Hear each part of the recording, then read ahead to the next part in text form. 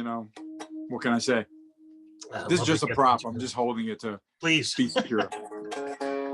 I'll tell you, I'm excited we're doing this for a bunch of reasons. One being I'm a big fan. Thank you. But another story from late 90s, maybe 2000, I saw you with Union. Okay. At Yeah. the Penny Arcade here in Rochester. Yep. Yep. This is before the cell phone age. So you guys finished Sure. the show, basically just stepped off the stage, came out and had drinks with the fans. And I said hi to you real quick. There was one guy in the crowd who had a camera. Because like I say, Right. this was, you know, the late 90s. Snapped a picture of the two of us. I never Wow. got it. Oh, Give him my sorry to business hear card. that. Dude, whatever. I got prizes. You know, I'll go to the radio station. We'll get you whatever. Yeah. Yeah. We'll set you up. I never got it. I still remember what Yeah. he looks like, but I never Right. saw him again. So, Well, if I meet any, was it up in Rochester? yeah. Yeah. Okay. If I meet any big Union fans, I'll find out, you know, like, hey, the radio guy is still looking for that photo. So you know? at some point when we're done here, I'm going to literally point a camera at the screen and Yeah. take, Yeah. I like that idea. Yeah. take a split shot of the two of us. Okay. Well, let's get to, before we get to your career and Grand Funk and Kiss and all the things you've been with your history, back on the road. Typically the Right. question is, you ask someone, how does it feel to be back on the road? You get some standard answers, but this time it really means something. Yeah. Yeah. Exactly. What are the first So, by the shows way, been like? did we officially start now with everything? Officially How started, but I can edit in and out You, anything. you edit in and out, right? Okay. Yeah. All right. Yeah, I'll take care of the intros and all that stuff. But later. you show video on your show? Is actually, Yep. you know, because I quaff for you for Yep. early morning. You know. Okay. Yeah, this is All right. this is morning TV, and then we'll Yeah. be putting this on the web as well when, All right. when Okay. it's over. But but the banter about not getting that photo, is that something you're using? Not necessarily. Maybe. See how much time I got. Yeah. Okay. Okay. Gotcha. All right. Getting back, you know, having Grand Funk back on the road, which was a very, very huge adjustment for my mind, for my life. You know, for 20 years now, we've been touring the same five guys. We all really get along. We love the gigs. You know, we play well together. We, you know, have a great catalog of music. And then, of course, there it was. I remember us having some concerns last March at the last show we did in 2020, which was in the Tropicana showroom, you know, casino, and backstage us talking about what's going to happen. You know, I mean, we had dates booked, you know what I mean? We were expecting to see each other the following week. And of course, by Wednesday, the whole world changed, you know, and that was it. Everything came to a screeching halt. So we all kept in touch with each other. Don Brewer, of course, you know, was always so hopeful. This, you know, touring and performing really means a lot to him. I went into shock for about a week, and then I realized, well, I don't love traveling, so that was a good thing. But I also realized, well, now I have time to do a lot of other things that I don't have time when I'm flying in and out, you know, on the road. And again, Grand Funk doesn't tour like Kiss, you know, with like, you know, 8 trucks and say goodbye to the family and you're gone for 3 months, you know, or more. We do the fly dates, and a lot of bands, especially classic rock bands, you know, you could do a hybrid bus flying thing, but we're mostly weekend dates. So we'll fly out like on a Thursday or Friday, do a Saturday, Sunday, or just a Saturday, come home Sunday. So now I'm home for 3 or 4 days, you know, but it's still very disruptive with, you know, like whatever else you're doing in your life. Okay. But now here I'm going to be home for what turned out to be 15 months. Okay. And never going anywhere except for one trip to LA for a personal matter regarding, you know, my brother's passing, you know, which I had to deal with in the middle of COVID as well, which was very tragic. But I just took the advantage of doing a lot of things to grow and learn. Okay. So I was very busy. It was kind of, things came at me. People knew that I was engaging the fans, you know, and again, nothing to do with traveling for a gig, an occasional virtual performance. My wife and I recorded a lot of things. So, and of course we get through, you know, the hope of the vaccine, the vaccines are out there. And now fast forward to 2021, Don's like, I think this is going to happen. These places, you know, because everything keeps getting moved, dates from last year, other dates fall off, you know, how him and the agent put it together was incredible. Okay. But they did. And then all of a sudden I'm looking at close to 30 dates for the second half of 2021. which was the Some Kind of Wonderful Tour 2020, you know, that only had 5 gigs. Right? Yeah. So there we are. Of course, Don was like, and he's the fearless leader of the band, and rightfully so. He's very, very not only talented, but he's very good with business and knows how to work with the agents and everything. So he just was like, we need to rehearse. Everyone's rusty. So everybody practice at home. We'll get together for 2 days in Atlanta, because the amphitheater that we were playing outside of the city of Atlanta allowed us to use their venue very kindly. Mhm. And, you know, I practiced at least 2.5 weeks, every day, a little bit, half the show, the other half of the show, half the show, the other half. Just the problem songs, a full show, you know, whatever I could do. I didn't stand. I remember telling my wife, Lisa, I'm going to like strap on the guitar and use my pedals and just perform in the living room. It never happened, you know, but I was in shape and I was ready. Okay. Which was great. And then when we got there, it was wonderful to see everybody. Everybody was like, so like, wow, this is amazing. And that was really nice. And it came together pretty quickly. There were some bumps and some things where people were forgetting things, and we were trying to figure it out, because when you perform for 20 years, a similar show that evolved over those years, it becomes like a play. You know, that's how I look at it, you know, and, you know, actors are on stage and Broadway and all that. They put their heart and soul in everything, but it's almost like, you know, second nature, you know, and it really is very, very auto programmed almost in the brain. So now those 15 months definitely put a big cobweb over it, you know.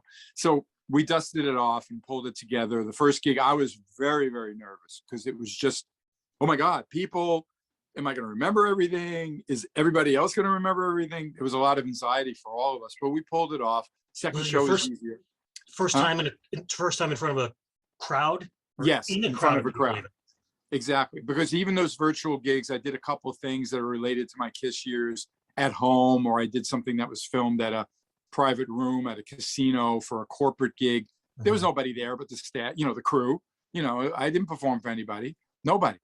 I mean, look, even when I did all the, you know, social media kind of videos and posts, I do feel like people are out there, but it's not the same as in person. You know that, you know, it's a different, I'm sure when you do a live, when you're on scene somewhere covering something, it's a different feeling, you know. So yeah, now it's very second nature. Now it's just the struggling of the, it's not about the show anymore. I have my usual like little pre-show jitters, but it's not about like, oh my God, I haven't done this in 15 months. It's more, will the amp sound great tonight? How's the room? I hope the crowd responds. And then of course the travel, I don't want to, you know, I kind of complain, but I have to. It's worse. It was always bad, but it's gotten worse. Yeah. You're obviously noticing different protocols.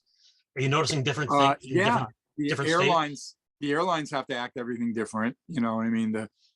We sometimes have to get rental vehicles, and it's a challenge for finding the right vehicle and how much they're spending on these things. And there's less flights, so the schedules are crazy. There was one trip I had to go somewhere, and the best I could do was a 6-hour layover. You know what I mean?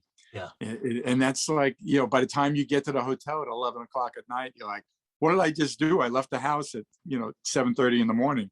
You know what I mean? How long did this take? Right. So, you know, musicians always like to say, you know, you're paid for the travel and all that, and not for the, you know, the hour and 20 or an hour and a half on stage. That's the glory of it, you know. Do you know how many shows you've done since? We've gotten, I think, 5 under our belt now. It could be 4, but I think it's 4 or 5, you know. How about at venues themselves? Are you noticing different protocols, or are you having to adapt for different rules, different places? No, it hasn't been. I noticed that some were a little different, and you got to remember, things keep evolving. You're up on the news. So now, of course, they're saying wear a mask. Now, we're all vaccinated in the band. We're comfortable with each other. I was much stricter on this past weekend because the news wasn't very, very, very fun.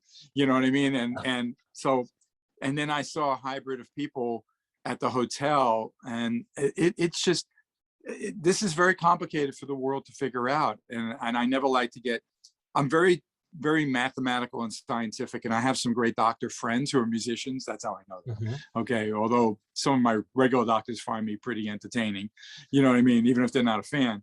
Yeah. But I'm going to follow the science, and that's why I really didn't do a lot of things, even when other friends of mine were going places and doing things. And I'm going to be more careful now as well. And it's a drag, but I am very proud of the fact that I am, fully vaccinated, and the band is, and I'm just hoping, of course, for the best with all this direction. But it's I learned during COVID to take everything day by day, week by week, and I guess I'm feeling that way again. So let's hope everything goes in the right direction, or at least we can have a good balance of things and not over too many people get affected by it. So you probably still have some moments then of the apprehension. Absolutely. Yeah. I laugh at the fact that I was always a little germophobic on planes prior to the pandemic. So I always had my hand sanitizer, come back from the restroom, clean down the tray table. Now they hand you a little thing, You're to ahead do of your it. time, yeah. And now I'm like, oh man, I know about this. No big deal, whatever, and this is real funny. Last thing about travel, otherwise my blood pressure will go up. Oh, please. I always, that when you wear a mask and you have to wear glasses, let's say, and I only need glasses really for magnification and reading and stuff. And you look much more handsome with my glasses than not. Otherwise, I might get a little lost. So, when I was always, going someplace and I had to put the glasses on, they would fog up, pretty easily. Fortunately, on a plane, because I like to entertain myself with the movies and just zone out watching, things. But I was thinking, well, how could I read or watch the TV if my glasses are always going to fog? But there's like zero humidity on the plane, of course, because it's, in the sky and all that. Fortunately, that doesn't happen, only if like you yawn. So that was the only silver lining about, wearing a mask on a plane, is I could actually still keep my glasses on without trouble. Well, let me shift to Grand Funk a little bit. Sure. I lose track at this point. I know you've been there longer than you were in KISS. Are you the new guy? No, I mean, we call ourselves like Max, Tim, and I are the new people. You know what I mean? We were the replacement guys for like what I sometimes refer to as Grand Funk, Mach 2, version 2, because it was real clear that when Mark Farner wanted to go solo and Don and Mel were kind of like, really, and kind of were left. And then they kind of realized, wait a minute, we don't want to retire, and we should still, I think once Max Carl came into their world and was introduced by a mutual friend of Don's through like a drum company or something, and told him about Max, who's such a talented singer and the real deal. I mean, he's R&B, soul, rock and roll, completely every core of his body. He's just incredibly talented, 6'5", and we still sing in the original key of the songs, which is unheard of for 50 years later, kind of thing. But once Don hooked up with Max, Mel and Don knew now, all right, Max can play some guitar. He's a very talented multi-instrumental player, actually, but he's really that voice and that front man. And we need a guitar player. I was on the short list, and then they flew me up to Michigan, where Mel is up in Traverse City. We had the use of a casino there and the showroom, and then we got Tim Cashin, who sings like a bird and is an incredible keyboard player, who is also known from Seeger and Robert Palmer. And I met Brewer. Everything kind of like interconnects somehow in the past. But I met Brewer when I was touring with Michael Bolton, who I had a band we called Blackjack back in the 70s. But we toured later on in '83 for Bob Seger. We opened up for 3 weeks. Don Brewer used to play drums a lot in Bob Seger. So that's how I knew Don. I'd see him sometimes at the NAMM shows, the music things. And I wound up on that. I might have been at the top of the short list of guitar players to check out, fortunately. And it just clicked right away. I know Max was very concerned because he saw like things about me from KISS and Union, looking all like wild and rock and roll. And it's part of the image. I'm a pretty mellow guy. And I remember Max telling Don that he didn't want to commit to me. He knew I was going to have the talent until he knew that I was like not a maniac, like a rock and roll, wild man. So we got together. Yeah. It made sense to you from the beginning when you got the offer? Yeah, I remember reaching out to a guy that I worked with Kiss, who managed the band for about 4 years, Larry Mazer, who was involved with Cinderella and other bands, and he was like, "Oh, Grand Funk, awesome, Bruce, you'd be great for that. Yeah, yeah, check, you should do it." Because I was like, "Wow, I mean, that's I loved the band when I was growing up, but I didn't know well, how does that work for me? Unfortunately, the album, or where they were when they were in '98 when they did their reunion with Mark and everything, and it was quite successful. They played the Greek Theater and recorded a live record called Bosnia. You know, that album really was our blueprint, and I really loved the way Mark's tone was a little more on the guitar, a little more Marshall like me, not so much the '70s fuzz box kind of thing, which I can do that, and I've used effects like that on recordings, but that's not my sound. That's not my tone. So once Don was like, "We're going to adopt and pick up from this," I was like, "Oh, this is going to be great." I got a lot of work, to learn these songs and to respect them. I've always had a good knack for being able to take the signature riffs of a song and presenting them responsibly, fairly, and yet still make it me. And that's a balance, Well, you And I did it in know, Kiss. yes. Oh, and everyone should know, all the Kiss fans watching, where Tommy Thayer, who's a dear friend of mine, was told to play Ace's riffs. You know what I mean? Right. I was not asked to do that. Okay. The band was big hair, we weren't in makeup. We weren't trying to recreate the '70s. So I wasn't the spaceman, but I still wasn't going to butcher, Cold Gin or Deuce or something, or play a different solo in Detroit Rock City. But I didn't have to do it note for note. I would say, a lot of my solos that were, the early Kiss stuff, I would say it was like 80% the riffs and the rest a little bit my take on it. And I did that quite a bit with Mark too. Like now we're working Heartbreaker into some of the shows, and there's a lot of riffs on that. And if you listen to the original live one that Mark did, it's wild. If you listen to the Bosnia one, it's pretty wild too. It's really great guitar playing, but it's not necessary for me to capture every phrase. Just get the vibe of it. So that's been my job. You think do you find people don't know it's you before they go to a Grand Funk show? Do you come across people and like, "Oh, wait a minute, that guy," and it takes them a minute, and like that was Maybe. The guy.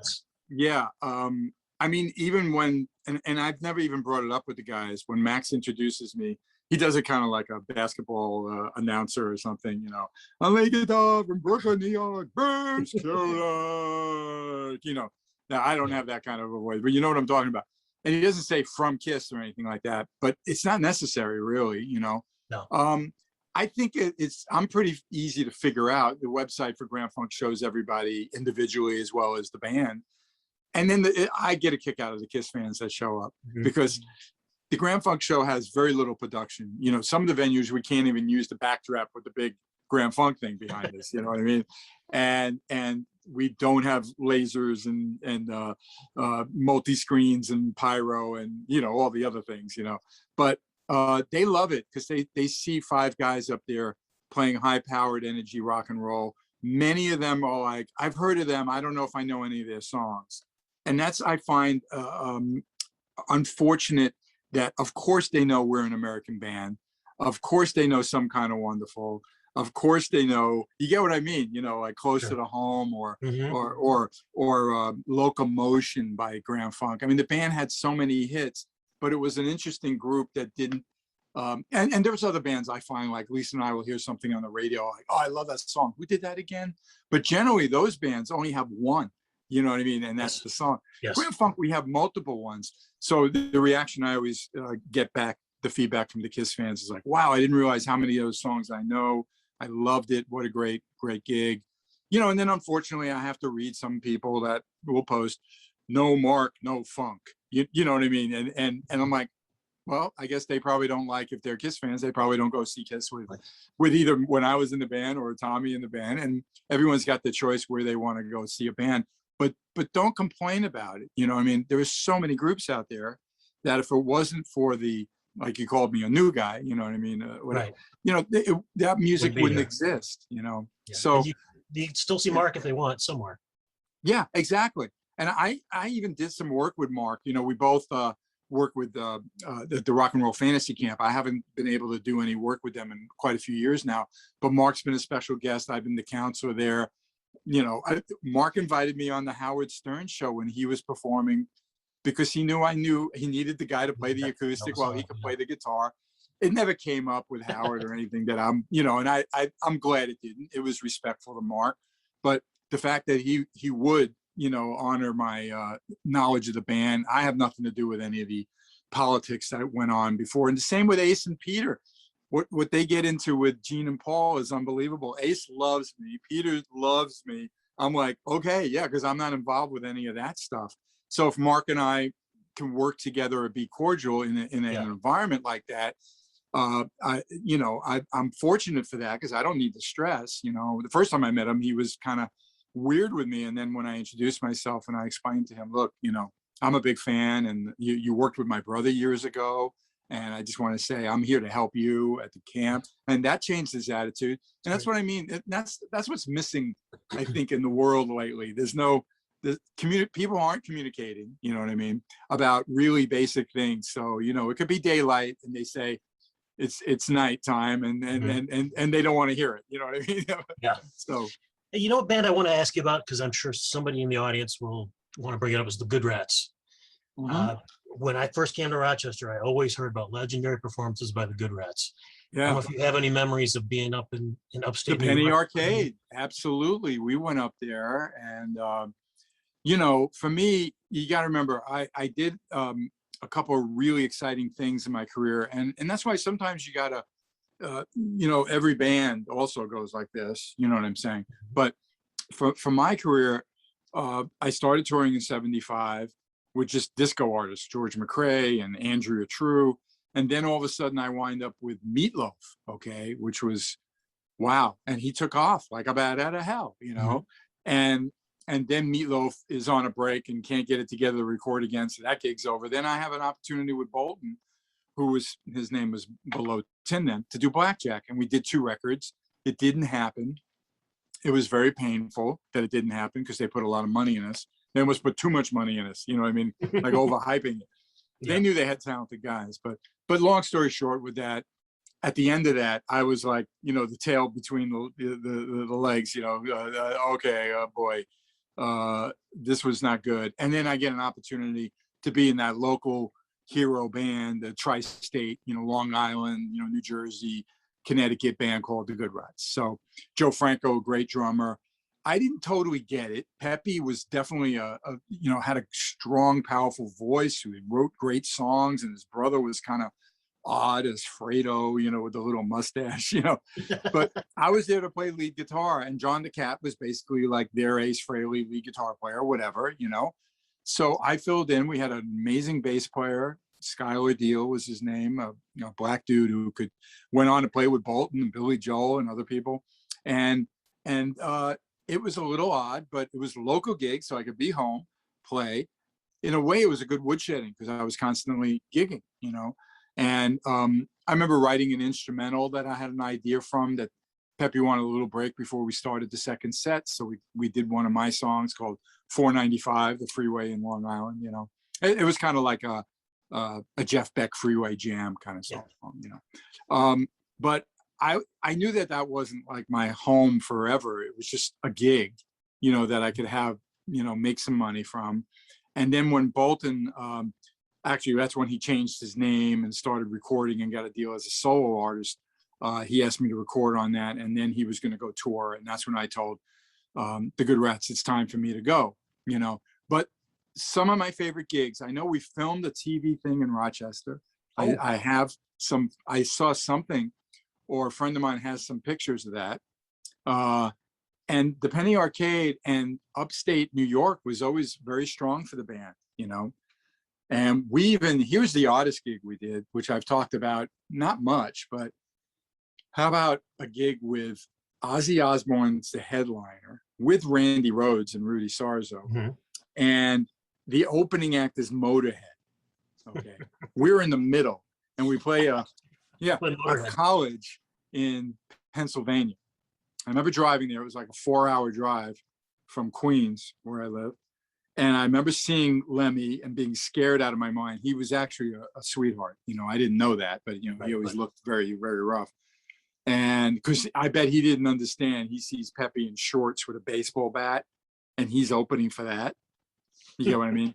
You know, Yeah. but I remember, you know, watching right before I left, because I had that 4-hour drive and we didn't have the budget. Oh, we're going to stay here. And then we'll, you know, I mean, we're not on tour like a lot of bands. So I watched a song of Ozzy, and I was a Black Sabbath fan, so I enjoyed it. And I remember seeing a guy with a white guitar, you know, a white Les Paul that was very good, but I didn't know I saw, you know, Randy Rhoads in that, in a short period, he'd be gone. But what an interesting connection there, that the Good Rats were that popular that the student union insisted on, you know, like, we want the Good Rats. Still talk about them here. I tell you, I've got friends. Oh, yeah. It will come up. Absolutely. I went to France with Kiss. Last story about Good Rats. It's so funny. Sure. And I had friends from an album I did with other people years earlier who were big Michael Bolton fans and Blackjack fans. And I remember being invited to a guy's house, and I'm like in Kiss now. Okay, we just played a big, you know, arena there, and I'm getting ready to go home. This is at the end of 1984. And the guy that this girl that I knew introduces me to, who's a big radio guy there in France, he didn't care about Kiss. All he wanted to talk about was the Good Rats. And I was like looking at him like, you got to be kidding me. You know what I mean? They were obsessed with, you know, the Good Rats and the fact that I played in Good Rats. I'm the new guitar player in Kiss, but you want to talk about the Good Rats. Yeah. So there you go. What's your relationship like with the Kiss organization these days, would you say? Really, really great. I mean, it never was ever really strained. I mean, you know, yeah, I could whine and say I was left behind, but they paid me for a year when they went off for the reunion tour. Mm-hmm. And that was pretty obvious. You know, you go from, maybe they're making $4 million in a year and now they're going to make $40 million. You know, what are they going to do? The promoters were throwing crazy money. Everybody behaved. But like most things, that, you know, money can bring people together to calm down. But once they all get used to it, the cracks will, you know, open up and everything will implode. Hence, you know, Peter and Ace both exiting. And for the business model, it totally always made sense to me. Kiss stayed in makeup. They didn't reverse back to Revenge, Carnival of Souls with Eric Singer and I. They could have done that, you know, but business-wise, there's something about the makeup that's more, there's more power there. You know, there's more mystery, and they become superheroes instead of older rockers. You know what I mean? Mm-hmm. So all through those years, I mean, I recorded with Paul for his solo record. I was involved even on Psycho Circus, you know, helping out there. Co-wrote a song and played some on it.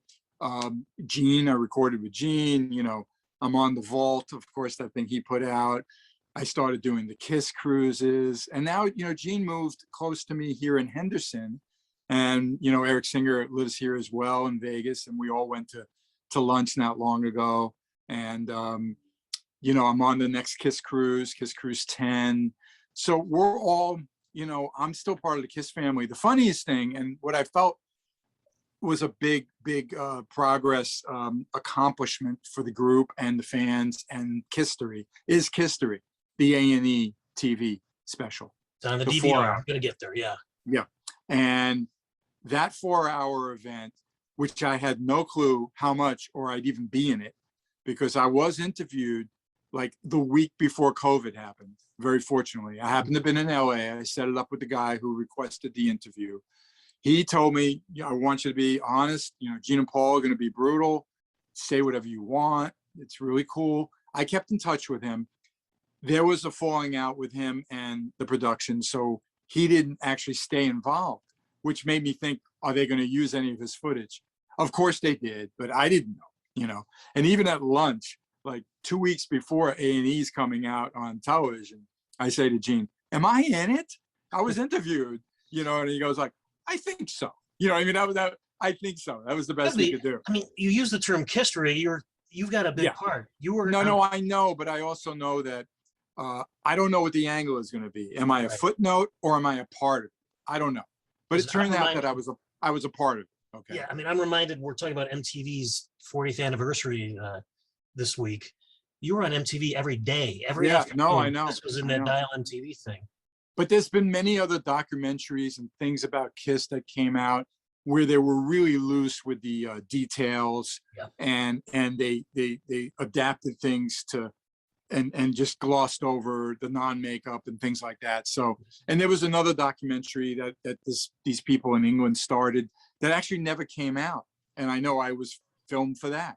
You see what I mean? So until I watched it with Lisa, and I was just sat there like, you know, like really shocked. You know, I'm very happy. I'm like, oh, look at that. And then they had really amazing footage. What's so powerful about the History thing for me was Gene and Paul were way more, you know, the curtain was removed, and they were more revealing than ever. I really did feel that way. And I don't think they put anybody in a worse light than was already stated in public fact, if you get what I'm saying. Even though, of course, Ace and Peter didn't participate, and there were many probably complications. I'm not sure which story to believe, but either way, it didn't matter. They put it in their own words, and they were there. Okay. Certainly, a lot of the footage was rare. And then they used me at times because I would have that definitive statement about what happened to this guy or what I thought about that situation. And then there was the segue, and, you know, and they covered Eric Carr's death well. Of course, they could go into even more. There could be an 8-hour version of this. Oh, sure. The band can demand that easily with its fame and its history, or history. So I'm just really happy. And then the silver lining is, like, you know, my wife has a really wonderful son, Anthony, and he's a big Kiss fan. It was pretty wild to, like, you know, I'm his dad now, you know what I mean?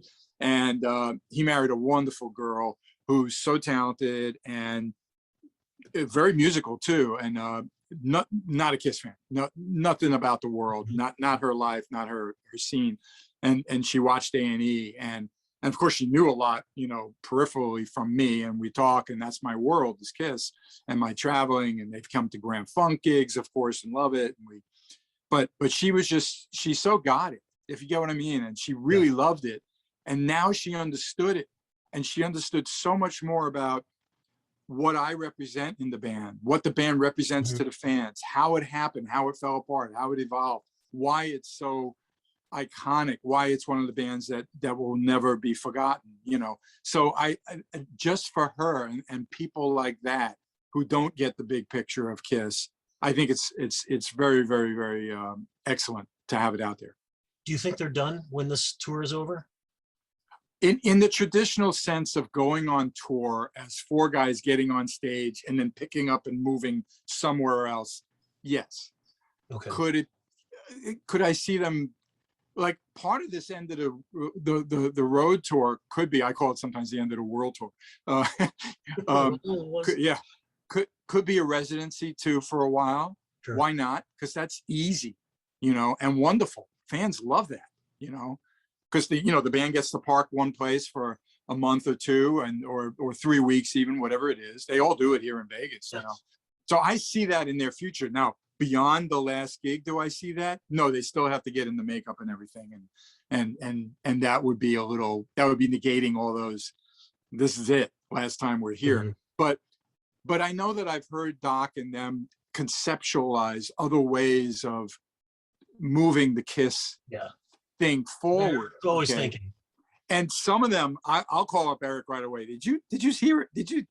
Doc just said something like, what do you think of that? And then we'll have a little conversation about it, which I'm not revealing, but I'm just saying, it's kind of like, it's so fascinating to me. It just totally is, you know, the whole thing, because they are kind of like a comic book thing, or like, you know, that, who knows, they could put, not easy to get a really great Paul Stanley or Gene Simmons or any of them, but I'm just saying, I don't know what will happen, but I think in some way Kiss will always be a part of pop culture and active in some way. One more quick kind of personal thing before I wrap up with it. My wife would kill me if I didn't mention. I got married in October. My wife came down the aisle to Forever. Oh, wow. Look at you. Which I'm sure you can lie to me and say you've never heard that before, but never heard it before. No, you know, I mean, I do cameos for that. You know what I mean? Oh, please play a little Forever. You know, it's our wedding song. You know, so, you did one for us. You know, oh, really? There you go. Okay. Then again, on my birthday, you're not alone. Oh, it's a beautiful solo. Yeah. yeah, And yeah. that's No, I mean, why I and there's married her. that connection. Her Think idea. about it. It's connected to Michael Bolton, right? Mhm. So that's connected to how I got in Grand Funk. You know what I mean? And we're talking because of the gig coming up. You know what I Yeah. mean? I mean, it's really incredible, and that's why I always tell people that life's this journey, and you don't really know those doors that slam.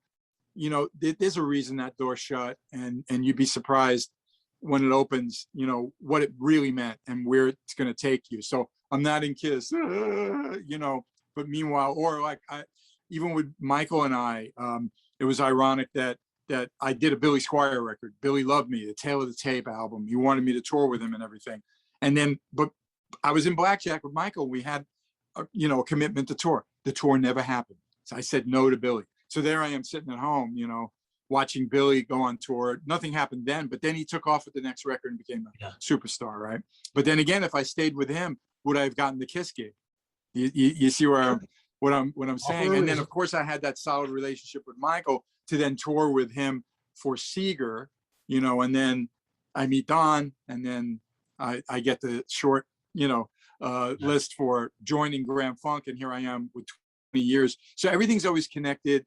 And of course, when Michael built that solo career and took off and won a Grammy, and now he's like, I want to write a song for Kiss, Paul,